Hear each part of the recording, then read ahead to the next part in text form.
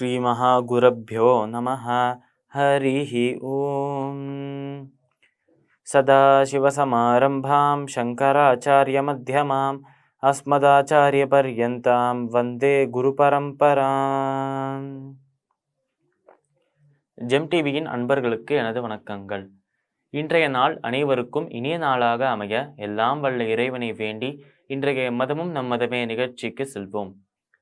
இன்னைக்கு நம்ம ஸ்ரீ வெங்கடேஷ ஸ்தோத்திரத்தின் நிறைவு ஸ்லோகத்தை விளக்கத்துடன் பார்த்துட்டு நேற்றைய தினத்தின் நீதி கதையின் தொடர்ச்சியை காண்போம்.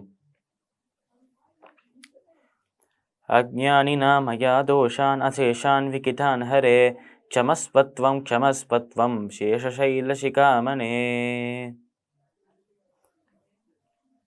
இந்த ஸ்லோகத்திற்குண்டான விளக்கம்.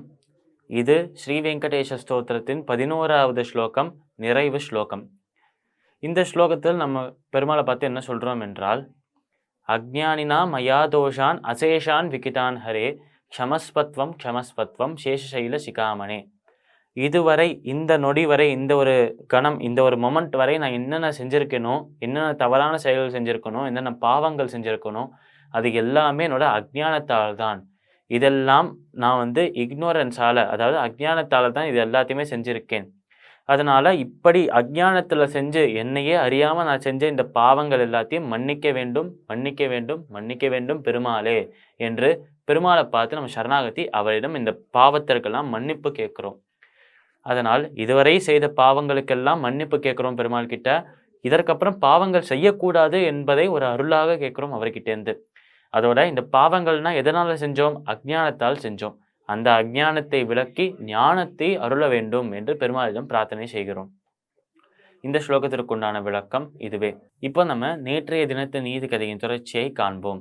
இந்த சிறுவன் அவன் வச்சு விளையாடிட்டு இருக்கிற அந்த கோலியை பார்த்த உடனேயே அந்த ரோட்டில் போயிட்டு இருந்த அந்த ஒரு நபர் நின்னார் என்று பார்த்தோம். இப்போ இவர் ஏன் நின்னார் என்று பார்ப்பதற்கு முன்பு இவர் யார் என்பதை பார்ப்போம். இந்த நபர் ஒரு வணிகராம், இவர் ஒரு மெர்ச்சன்டாம். இவர் வணிகராக இருந்தால் இவர் ஏதோ ஒரு விஷயத்தை வாங்கணும், அதை மக்கள்கிட்ட விற்கணும். அப்படி இவர் எந்த விஷயத்தை வாங்கினார் என்றால், இவர் வைரங்கள் வைடூரியங்கள் இப்படி விலைமதிப்பற்ற அந்த ஒரு கற்களை வாங்கி மக்கள்கிட்ட விற்கிறது தான் இவரோட தொழிலாக இருந்தலாம். அதனால் இந்த ஒரு நபருக்கு, இந்த ஒரு வணிகருக்கு வைரங்கள் வைடூரியங்களை பற்றி நல்ல ஒரு ஞானம் இருந்ததாம். இந்த வைரம் இப்படி இருக்கும், இந்த வைரம் இந்தந்த வடிவத்தில் இருக்கும், இந்தந்த வடிவத்தில் இருந்ததுன்னா இது இந்த வைரம் தான், இந்த வைரத்துக்கு இவ்வளோ விலை என்று அனைத்து விலை மதிப்பற்ற அந்த கற்களை பற்றின ஞானம், அந்த நாலேஜ் இருந்ததாம் இந்த நபருக்கு. இந்த நபருக்கு இப்படி ஒரு ஞானம் இருக்கும்போது இவர் அந்த ரோடு வழியாக போயிட்டு இருக்கும்போது அந்த சிறுவனும் நண்பர்களும் விளையாடிட்டு இருக்கிறத பார்க்குறாராம். அப்போ இவர் யோசிக்கிறாராம், சரி குழந்தைகள் ஏதோ விளையாடிட்டு இருக்கா, சந்தோஷமாக விளையாடட்டும் என்று பார்த்தாராம். ஆனால் அந்த சிறுவன் எந்த பொருளை வச்சு விளையாடுறான் என்று பார்த்த உடனேயே அங்கேயே ஷாக் ஆகி நிற்கிறாராம் இவர்.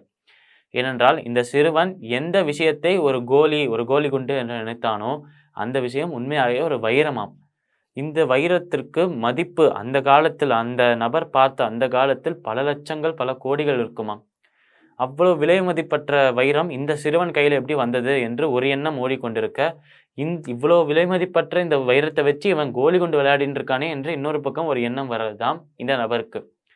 இந்த நபர் இப்படி 2 விதமாகவும் யோசிச்சுட்டு இருக்கும்போது, இந்த சிறுவன் யார், இவன் உண்மையாலே ரொம்ப பணக்காரனாக இருக்கணும், இல்லைன்னா இவ்வளோ விலை மதிப்பற்ற விஷயத்தை வச்சு விளையாடுறதுக்காக யூஸ் பண்ணுவானா? இப்போ இந்த காலத்தில் இருக்கும் பணக்காரர்களே விலை மதிப்பற்ற விஷயங்களை பாதுகாப்பாக தான் வச்சுக்கிறா. ஆனால் இந்த பையனும் அவன் கையில் இருக்கிற விஷயத்தின் மதிப்பு தெரியாமல் விளையாடி கொண்டிருக்கிறானே என்று அந்த வணிகர், அந்த மெர்ச்சன்ட் யோசிக்க ஆரம்பிக்கிறாராம். இப்படி யோசித்த இந்த வணிகர் அடுத்தது என்ன செஞ்சார், அவரின் செயல் என்ன, நாளை தினம் பார்க்கலாம். மீண்டும் நாளை சந்திப்போம். நன்றி, வணக்கம்.